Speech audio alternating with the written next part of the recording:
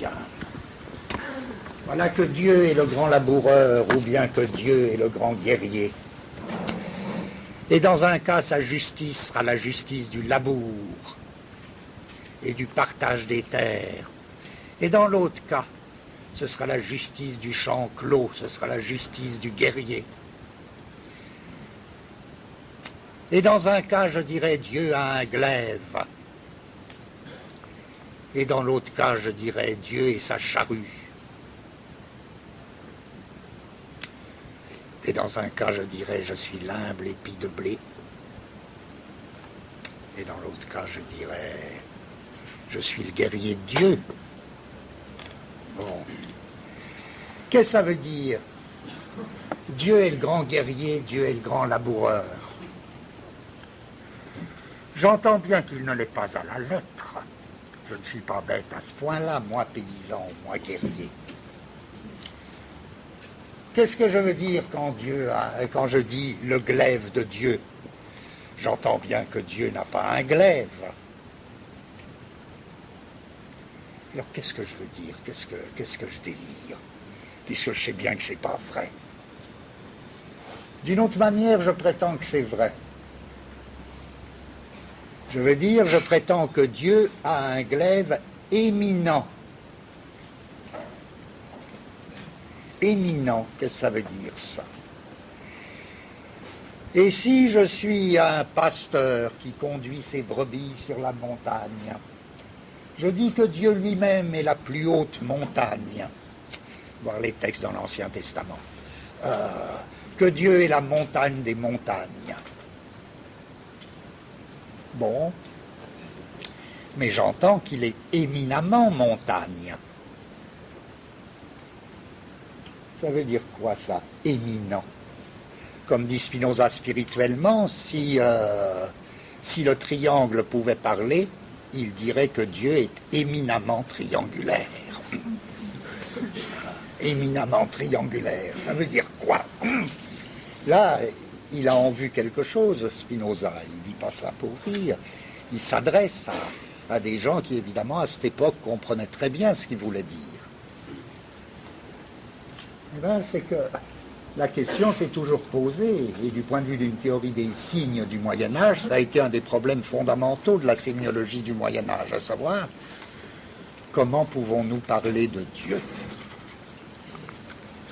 Qu'est-ce qu'on peut dire de Dieu? Il semblerait que Dieu est tel que tout langage s'annule à son approche. Il n'y a pas de dire de Dieu. Il excède tout ce qu'on peut dire. Donc, d'une certaine manière, je ne peux dire de Dieu qu'une chose, ce qu'il n'est pas.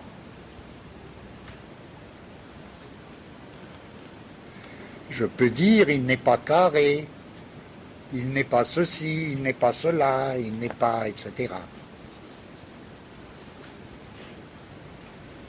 Il n'est pas. C'est ça qu'on appellera la théologie négative. Je ne peux parler de Dieu que sur le mode de la négation. Est-ce que je peux dire Dieu existe? Même à la limite, je dirais, et combien les mystiques sont allés loin dans cette voie, à la limite, je dirais, Dieu n'existe pas. Pourquoi je dirais Dieu n'existe pas? Parce que Dieu déborde l'existence, autant qu'il déborde la figure triangulaire. Et l'existence est encore un prédicat qui lui reste inférieur, inadéquate. Donc, à la lettre, Dieu n'existe pas. Ou alors, si je dis Dieu existe, je dirais il existe, oui, mais éminemment. Éminemment. Ça veut dire, à la lettre, en un sens supérieur, en un autre sens, en un sens supérieur.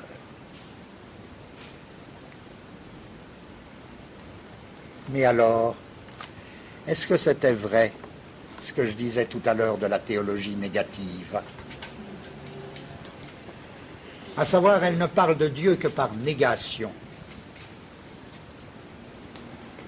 Elle nous dit ce que Dieu n'est pas, et elle ne peut dire rien d'autre que ce que Dieu n'est pas.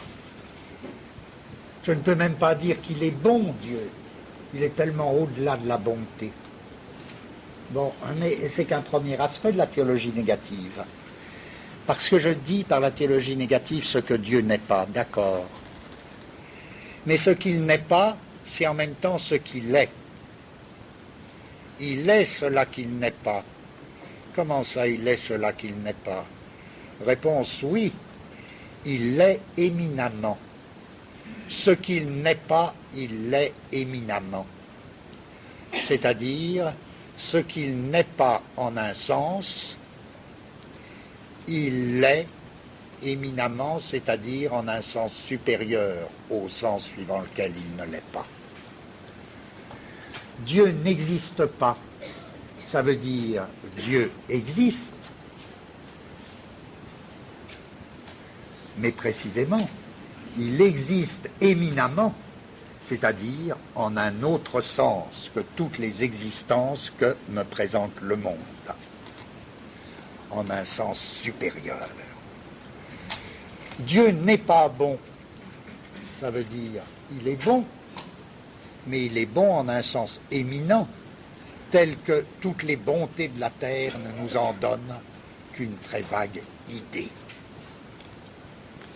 Puisque lui, il est infiniment bon et que nous ne connaissons de choses bonnes que de choses bonnes d'après la finitude. Vous me suivez? Voilà que la théologie négative a inventé tout un langage où la négation est affirmation parce que l'affirmation est affirmation éminente. Dès lors, le signe, les mots de ce langage auront fondamentalement plusieurs sens.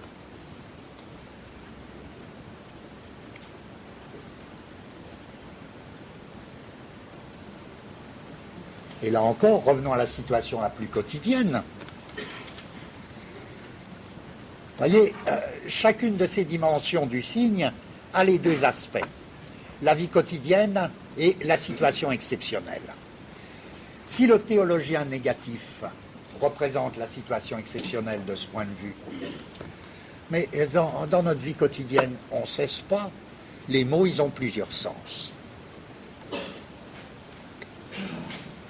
Les mots, ils ont plusieurs sens, ils ont beaucoup de sens. Alors, je passe mon temps, quand je parle, à dire « Ah oui, d'accord, mais en quel sens tu dis ça ?» Revenons à la théologie négative qui, finalement, est comme le grossissement de cette situation. Vous voyez, j'ai trois situations quotidiennes avec trois grossissements. Je ne dis pas que chez Spinoza ce soit aussi systématique, mais je dis tout y est. En effet, revenons donc à ce troisième caractère. Je dis, à ce moment-là, il n'y a pas de limite dans le langage de la théologie négative. Et ça peut inspirer les plus beaux poèmes. Dieu est une montagne, Dieu est un parfum, Dieu est un glaive.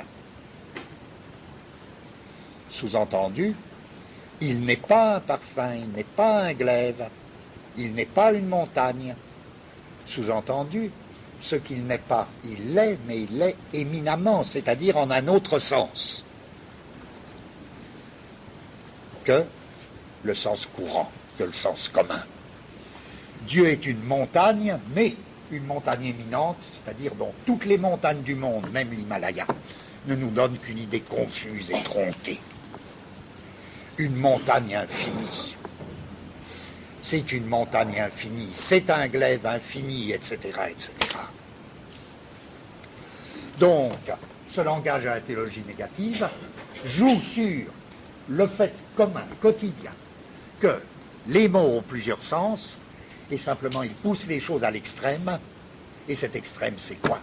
C'est l'existence d'un sens infini et d'un sens fini, dans le cas de la théologie.